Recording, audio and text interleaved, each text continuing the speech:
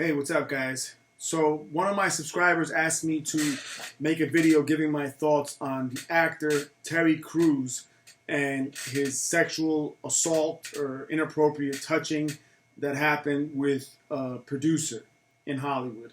So, I heard about this story also in the news, as I'm sure many of you guys have.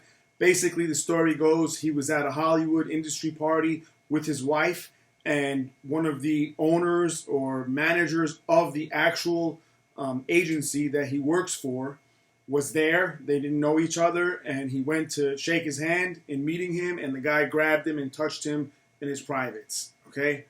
So, from that point, it took about a year or so, before he ever mentioned it again publicly, before anything ever happened.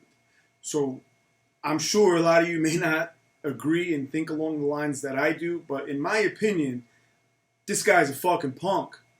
And I'll tell you why. Because in that moment that happened, he as a man was bound to retain his honor and defend his fucking honor, especially in front of his wife. And instead, he thought about the repercussions of business, the financial cost in doing that, in defending his honor, which probably would have been significant. Who gives a fuck? So how could I respect a man who, first of all, waited all this time, but second of all, let another man violate him and fucking humiliate him in front of his wife? How does that happen? There's no excuse for that, for allowing something like that to happen. Somebody touches me like that, and here's the kicker of it. It didn't happen once. It happened twice. He did it again. They're not fucking walking away from that. They're not walking away. If it were me, there'd have been a whole fucking room full of people trying to pull me off that motherfucker. I don't give a fuck who you are. If it was the president, I don't give a fuck who you are.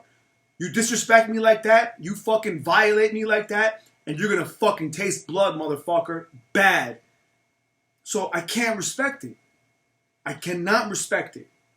There are some lines that cannot be crossed, but at all times as a man, you have to fucking retain your honor and defend the honor of your wife also, who just saw you get fucking violated. And what did he do? I heard his story. Instead, he says, oh, I was upset, I was going to do this, I was going to do that. He didn't do shit. Instead, he talks to Adam Sandler, some fucking comedian actor, and goes and tells him what happened.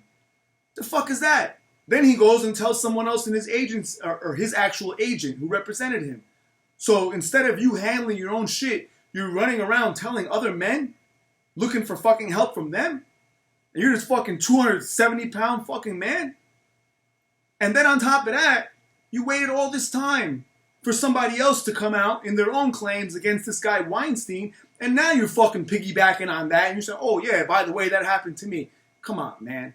I have no respect for that. You chose money over your own fucking dignity, okay?